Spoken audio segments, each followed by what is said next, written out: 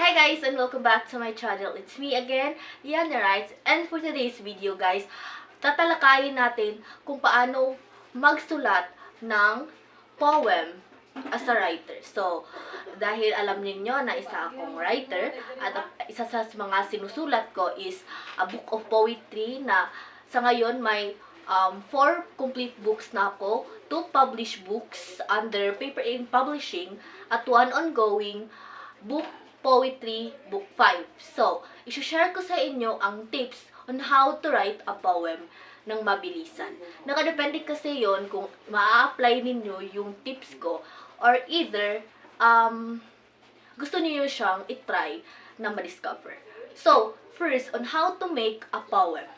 So, first kong ginagawa pag nagsusulat ako, kukuha ka ng papel. Yun talaga yung una. Either papel or yung cellphone mo sa notes. Ako kasi, yung ginagamit ko, pag nasa school ako or nasa room ako, tapos during discussion ng teacher, may mga times kasi bigla na lang talagang pumapasok sa utak ko yung mga simple words like in pain, in suffering. So yun, pwede mo siyang maging or makuhang ideas kung paano, or anong gusto mong i-content kung magsusulat ka ng poem. So, ang first kong ginagawa, either notebook, paper, or cellphone sa Google Notes. But kadalasan, sa Google Notes ako nagsusulat. If, pag yung time is, break time, or like, vacant time namin sa school as a college student. And then, minsan lang kasi ako nagsusulat kasi tinatamad akong, to be honest, tinatamad ako magsulat sa papel. Kaya minsan nga, sa cellphone ko na lang linalagay or sinusulat in advance yung mga titles, ideas, mga nasa utak ko na dapat masulat ko into a poem. So that's first thing you need to do. You need to write all those random thoughts sa utak mo kahit gano'n pa kagulo yan. Basta isulat mo lang sa papel or sa cellphone mo, i-type mo lang yan. Tapos, ilagay mo din sa parang ipin mo. If ever, matry ninyo sa Google Notes, ipin mo agad na poem titles or mga ganun-ganun. Poem thoughts or mga ganun or suggested, mga ganun. So, isa sa kadalasan kong ginagawa. Ako kasi, pag nagsusulat ako ng poem or tula, spoken word poetry, or kung ano pang klaseng kind of poetries na gusto kong i-discover sa sarili ko, na gusto kong ma-apply sa mga sulat ko, sa poetry. Ang ginagawa ko is either humihingi ako ng suggested poems, titles. As far pag nababasa ninyo or nabasa ninyo na yung mga sulat ko sa Wattpad or sa mismong published books ko, nakikita ninyo yung may suggested title. Saglit, post ko lang. Wait, nasa na ba yun? Saglit na. So, pag nakikita ninyo dito sa meron kasi, yung iba kasi sa mga poems ko, linagyan ko ng suggested title by. Kasi hindi kasi lahat ng mga poems title, tula titles, spoken word titles is galing sa utak ko or galing mismo sa akin. Minsan kasi, once you encounter mental block or writer block, kinakailangan mo talagang, hindi mo ipilit. Pero ganoon ako, ipipilit ko talaga sarili ko. So, ang ginagawa ko, humihingi na lang ako ng titles from other person, other friends, mutual friends sa Facebook, randomly. And then, ililista ko sila sa notes ko. So, as you can see, ganito yon, hahanapin ko lang ha. Yung iba kasi dito sa book ko is sarili kong title.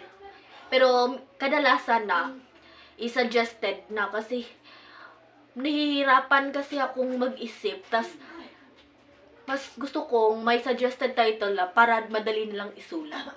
Yon yung trip ko. So, saglit lang hahanapin ko lang yung sample. Pero basta may suggested title, inalagay ko doon yung name, complete name, or RP name, or writer account name nang nag-suggest as a credit na sa kanya ko hiningi yung title. But the content is mine. So, sorry, but hindi ko siya makita dito sa book. But so far, meron yon. Kaso, dito, ito. Sorry. Ito, may nakalagay na suggested title by Darker Rights. So, ilalagay ko talaga once, kasi malibro, sorry lang. So, once malibro yung libro ko, once malibro yung sinulat ko, linalagay ko talaga dito yung yung suggest title by, yung mga name nila at yung suggest title by. Kasi gusto ko maring bigyan sila ng credit as a helping me on giving me book title or poem title. Kasi minsan kasi tinatamad na ako na mismo mag-isip, kaya gusto ko hinihingi ko sa iba. So yun yung second. So yun yung second na ko. So in writing a poem, isa talaga sa madali ang proseso sa akin pag nagsusulat ako is either gabi or morning. Pero pag gabi, minsan lang kasi ako tinatamaan ng kasipagan kasi palagi na ako nagki-K-drama so far at hindi pa ako nakakasulat ulit. So back nung nagsusulat ako ng poem, kaso marami na akong suggested titles na marami na around 60 plus, but hindi ko pa siya masulat kasi sobrang busy ko sa third year college. Tas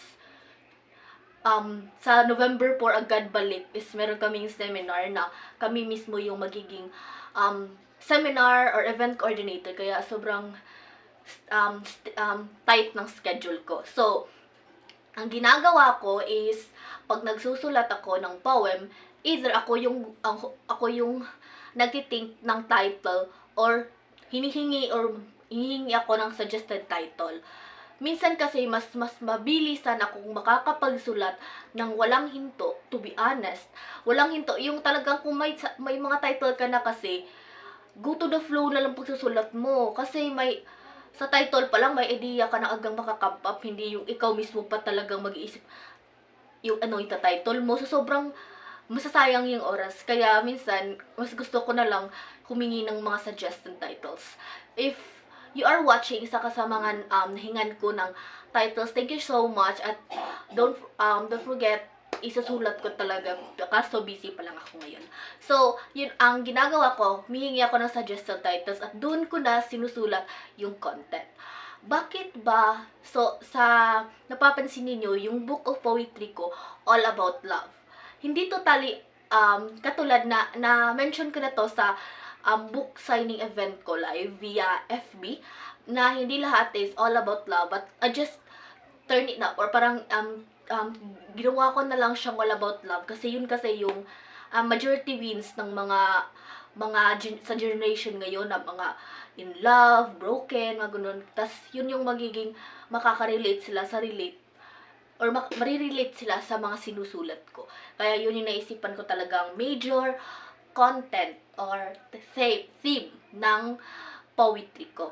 So, yun yung una, kailangan mo ng papel or notebook or sa cellphone mo lang, itatype mo.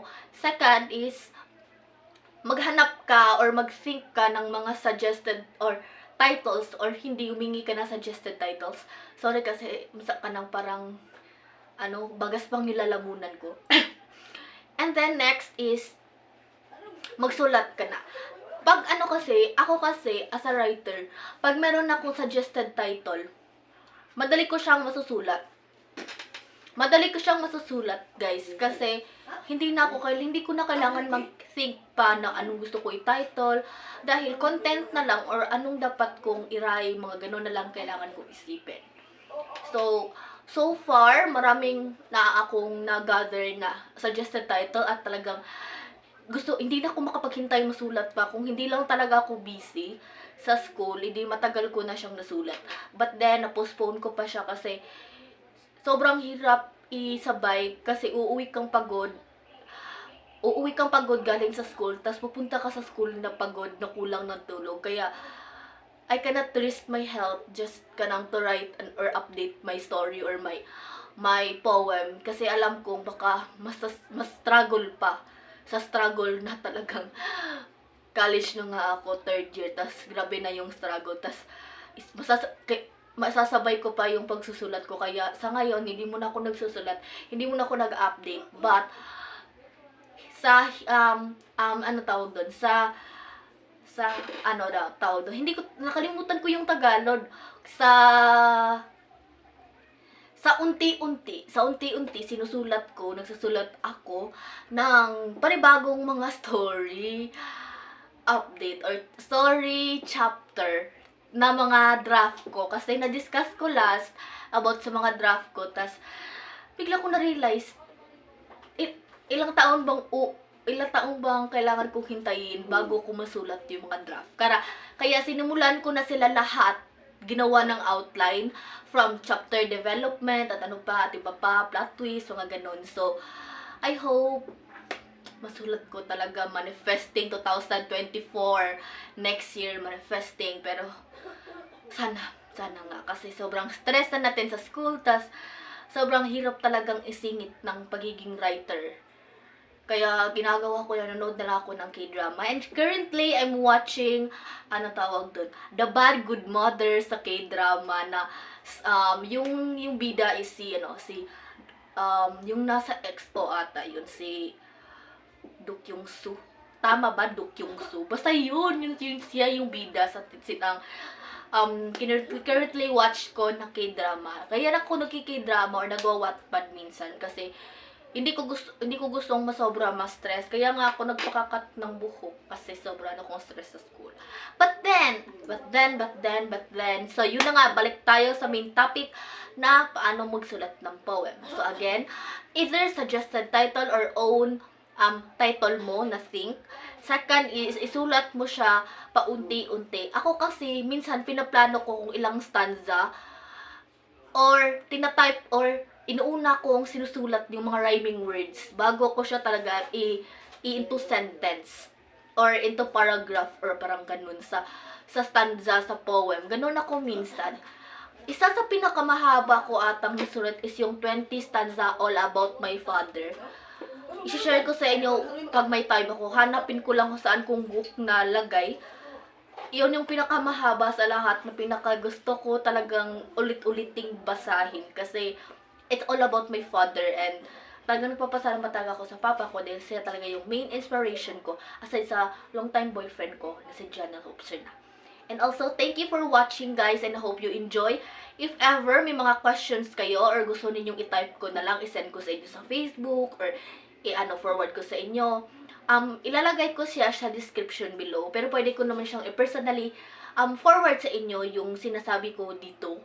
Kasi tinatamad na kasi ako, hindi ko talaga trip i-edit to. Largo or automatic ko siyang pinopost sa YouTube ko. But I hope you still support me kahit na parang walang edit, walang kahit anong effect, walang kahit anong intro. Kasi sobrang busy ko at hindi ko talaga siya kayang ipagpilitan na isingit yung pagiging paggawa ng introduction sa YouTube, or introduction sa mismong YouTube videos ko, vlogs ko. But I hope you still appreciate me as a content creator, nakakasimula lang. And thank you for watching guys. And also, isa talaga sa gusto ko is kung mag-suggest kayo ng gustong contents ko, like vlogs, personal vlogs sa school. Meron ako, nakastart na ako, writing vlogs, or kung kahit ano pang matry natin i-discover with you guys. So, thank you for watching and I hope you enjoy. Goodbye!